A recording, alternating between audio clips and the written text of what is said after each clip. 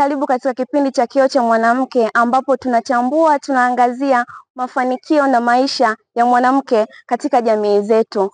Kipindi chetu kinaruka kila siku za Alhamisi saa 11 jioni. Mada ya leo ni mchango wa mwanamke katika utetezi wa haki za binadamu na usawa wa kijinsia. Utakuwa nami Aksa Raymond Kioni kuanzia mwanzo mpaka mwisho wa kipindi hiki.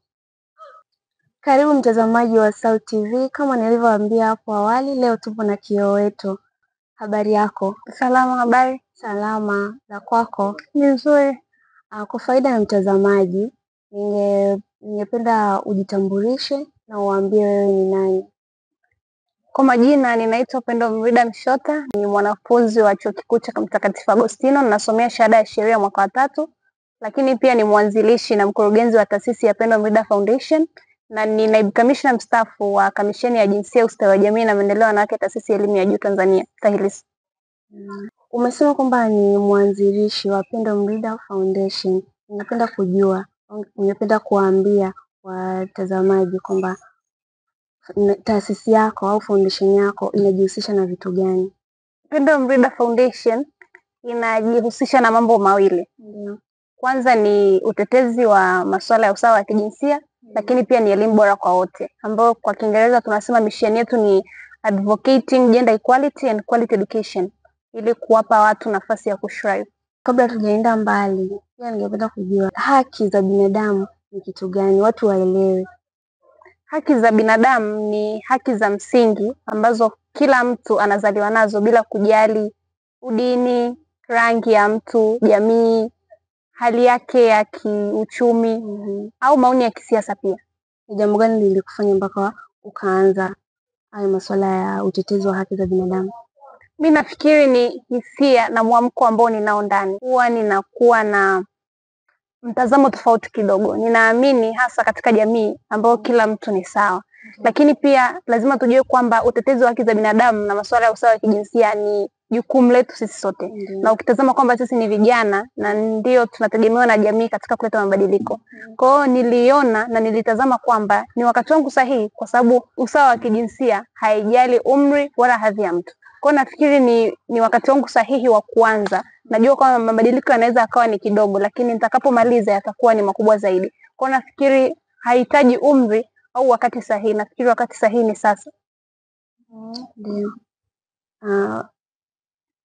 Lazima ulivyokuwa unaanza, ulivyokuwa unataka kuanza kujihusisha na masuala ya nini, ya haki za binadamu, ulishirikisha wazazi au walezi ambao wanakuzunguka au ambao upo nao? Wenyewe walikuwa wanalichukuliaje hili swala? Nafikiri walilichukulia positive sana. Nafikiri niwashukuru pia wazazi wangu kwa sababu wamekuwa mstari wa mbele kunisupport.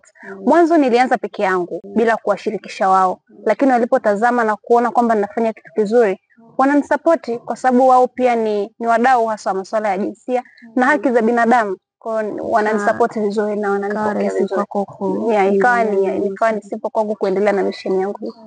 Katika harakati za utetezi wa haki za binadamu pamoja na usawa wa kijinsia mpaka sasa hivi ulikofikia, ni tukio gani kubwa ambalo huwezi ukalisahau katika maisha yako? Nafikiri matukio yanaweza yakawa ni mengi sana, lakini kitu ambacho huwa kinaniumiza zaidi ni kuwa judge labda au kufika sehemu ambayo au kutazama mtu akimjudge mtu kulingana na jinsia yake. Ni kitu ambacho kinakuwa kinaniumiza sana. Let's say tuchukulie mfano kwenye masuala ya uongozi. Binti ambaye ni kiongozi akifanya kosa, wanakuwa wanachukulia perspective kwamba amefanya vibaya kwa sababu ya jinsia yake. Lakini tunao pia vijana wa kiume ambao wanafanya vibaya lakini hawawi judged kwa sababu hiyo. Kwa hiyo inaniumiza sana kuona kwamba mtu anakuwa judged sana kulingana na jinsia yake na kitu fulani. Kwa nafikiri hicho ndio kitu ambacho kinakuwa kinaniumiza zaidi. Uongozi wa chuo pamoja na mashirika mengine binafsi yana ushirikiano gani mna wewe katika kufanya huo utetezi wa haki za binadamu pamoja na usawa wa kijinsia? Ushiriki ni mkubwa haswa. Nikizungumzia wakati nikiwa sasa naibu kamishna, kwa sababu nimekwisha kustaafu sasa. Ushiriki wao ulikuwa ni mkubwa, na tukiangalia kwamba masuala ya ukatili wa kijinsia kwa tafiti zinazoonyesha kwamba ni vyuo vikuu ndio vinakuwa vinaathirika zaidi, sisi wanafunzi wa taasisi ya elimu ya juu. Kwa sababu sasa NGOs na serikali pia imeelekeza macho yake mengi katika vyuo vikuu. Kwa hiyo ushiriki wao ulikuwa ni mkubwa sana na wanatoa ushirikiano, lakini nafikiri uongezeke zaidi ili kuhakikisha kwamba tunaleta haki za binadamu zinakuwa zinazingatiwa, lakini pia usawa wa kijinsia unakuwepo katika vyuo. Kwa sababu ukitazama sasa usawa wa kijinsia upo, lakini practice yake inakuwa ni ndogo. Ukiangalia hata kwenye masuala ya leadership, tuna wanawake au mabinti wachache ambao wanashikilia nafasi za juu. Kwa nafikiri. Ni mafanikio gani ulioyapata mpaka sasa hivi kutokana na utetezi wa haki za binadamu na usawa wa kijinsia? Mafanikio ni mengi na ni makubwa sana na yananipa hamasa ya kuendelea mbele. Moja ni ufuatiliaji wa moja kwa moja juu ya masuala ya ukatili wa kijinsia vyuoni, lakini pia kufanya monitoring ya madawati ya jinsia katika vyuo. Lakini pia tulifanikiwa kupitisha adhimio katika mkutano mkuu wa TAHLISO kuzuia wakufunzi au lecturers kwa wasimamizi wa madawati ya jinsia ili kuleta efficiency katika ufanyaji kazi wa madawati ya jinsia, kwa sababu katika vyuo vingi sana nilifanya tafiti tukagundua kwamba lecturers ndio wamekuwa ni wasimamizi wa madawati ya kijinsia.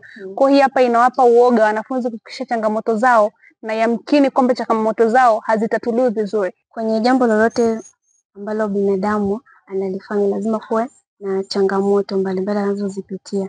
Wewe kwa upande wako, changamoto ni zipi ambazo umezipitia au unazozipitia mpaka sasa hivi?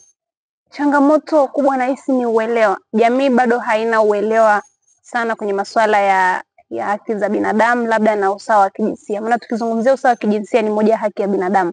Kwa hiyo uelewa bado ni mdogo. Unajua binti au mwanamke ukisimama kupigania haki za binadamu, unaonekana kwamba unaleta mabavu au kutaka kuonekana kwamba wewe ni sawa na mwanaume. Kitu ambacho sio sawa. Unakuwa tuna interpretation ambayo ni mbovu. Kwa hiyo nafikiri ni hicho. Lakini pia ni kutokuwa na uelewa zaidi kwa wanaume. Unajua utetezi wa haki za binadamu sio kwa mabinti, na tukisema haki za binadamu au usawa wa kijinsia ni usawa kwa wote. Kwa ili kufanikisha hilo lazima pia wanaume wawe na mwamko na kuwapa wanawake nafasi. Lakini pia changamoto nyingine nafikiri ni kubalance muda. Natamani kufanya vitu vingi kwa wakati mmoja, lakini pia mimi bado ni mwanafunzi. Kwa balancing ya muda wa elimu na utetezi na utetezi wa masuala ya kijinsia nafikiri inakuwa ni changamoto kwangu pia. Unafikiri njia gani zitumike ili kutatua hizo changamoto ulizozisema kwamba watu hawana uelewa kuhusiana na masuala ya haki za binadamu na usawa wa kijinsia? Kipi kifanyike? Nafikiri ni elimu. Kama nilivyosema kwamba changamoto kubwa ni ukosefu wa elimu. Kwa hiyo nafikiri lazima tuwe na mwamko wa mtu binafsi kwanza.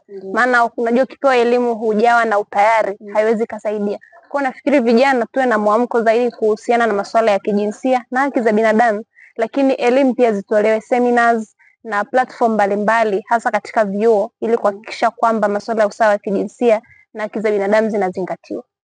Unawaambia nini wasichana ama wanawake ambao wanakuwa na uoga wa kufanya jambo fulani kama hivi wewe umethubutu kwenda kujihusisha na masuala ya haki za binadamu na usawa wa kijinsia? Unawaambia nini wanawake kama ambao wanaogopa?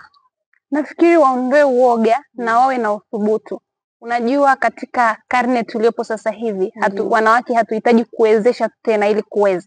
Kwa ninaamini kwamba tunaweza, na tukiwa na uthubutu tunaweza tukafika mbali. Kwa nafikiri tu mabinti tujitokeze kuanzisha taasisi hizi, lakini pia kuwa advocates na watetezi wazuri wa masuala ya kijinsia na haki za binadamu. Tusiogope kwamba tutakutana na changamoto. Changamoto zipo ni nyingi, lazima uonekane na mabavu, uonekane sio mwanamke mwadilifu, lakini sivyo impact itaonekana katika jamii. Kwa hiyo ni wasihi wasimame na wasisubiri kuwezeshwa, na wasiogope changamoto kwa sababu wanaweza. Nitasimama na sitasubiri kuwezeshwa.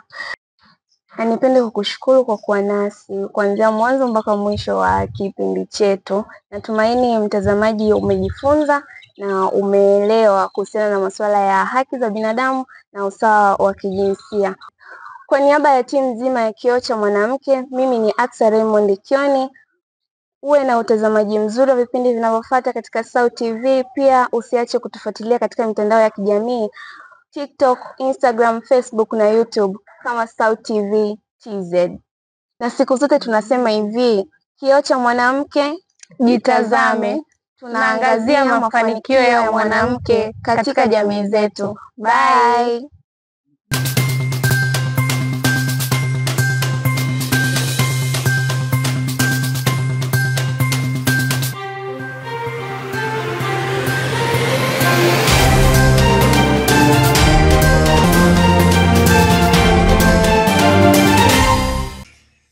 Kwa majina anaitwa Steven, natokea chuo cha Mtakatifu Agustino, nasoma Mass Communication mwaka wa pili. Na kioo wangu wa leo ni Vanessa Mdee au Vimani, ambaye nampenda kwa sababu kwanza ana misimamo yake na hayumbishwi na mtu. Lakini pia kingine ni mlezi bora wa familia, anaipenda familia yake na anafanya kila kitu kwa ajili ya familia yake na kuipambania kiujumla. Na huyo ndio kioo wangu wa leo.